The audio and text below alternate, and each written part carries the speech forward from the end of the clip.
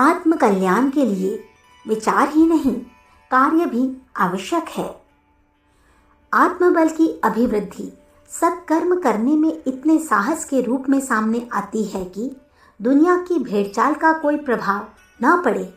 दुनियादार लोगों की अज्ञानग्रस्त बुद्धि प्रायः औंधी होती है। वे औंधा सोचते और औंधा करते हैं। इसलिए जो सीधा सोचता है वह उन्हें उल्टा एवं उपहासास्पद दिखाई देता है। परमार्थ मार्ग पर चलने वालों की आमतौर से दुनियादार लोग हंसी उड़ाते हैं, किंतु जो कुमार्ग पर चल रहे हैं उन्हें सहन करते रहते हैं। ऐसे अविवेकी लोगों के उपहास अथवा समर्थन का कोई मूल्य नहीं। मूल्य विवेक और सत्य का है।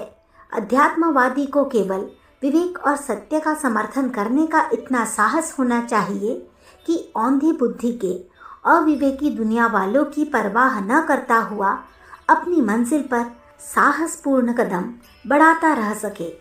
अखंड ज्योति के पाठकों के सामने सबसे प्रथम आध्यात्मिक साधना का ऐसा ही विधान रखा गया है जो आत्मबल की, साहस की अपेक्षा रखता है।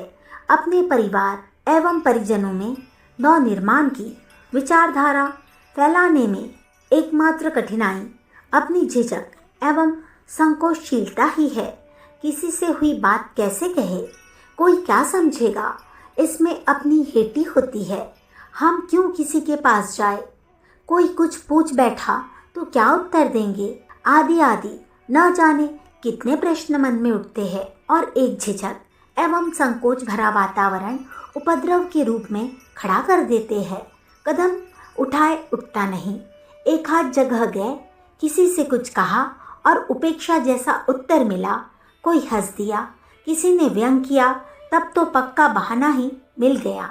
दुनिया ऐसी है वैसी है, लोग सुनना ही नहीं चाहते, आदि बातें सोचकर चुप बैठ जाते हैं और मिथ्या आत्म प्रवंचना कर लेते हैं। इस बाधा को दूर करने के लिए वैसे साहस की आवश्यकता है जैसे कि इन दिनों चल रहे चुनावों में उम्मीदवार लोग निधड़क होकर उनसे भी अनुरोध करते हैं जिनसे वोट मिलने की आशा नहीं है। अपनी बात कहने में आखिर हर्ष ही क्या। 10 स्थानों पर असफलता की उपेक्षा कर हमें एक स्थान पर मिली सफलता को ही स्मरण रखना चाहिए और सत्प्रवृत्तियों के आत्मदर्शन में दुनिया वालों की उपेक्षा कर सकने का आत्मबल, साहस परिपक्व करना चाहिए। नव निर्माण के लिए आरंभ किया ज्ञान यज्ञ वस्तुतः पाठकों के आत्मबल और आदर्शवाद को परिपुष्ट करने को एक छोटी किंतु महत्वपूर्ण साधना है। इसमें मनोबल एवं साहस उपेक्षित है।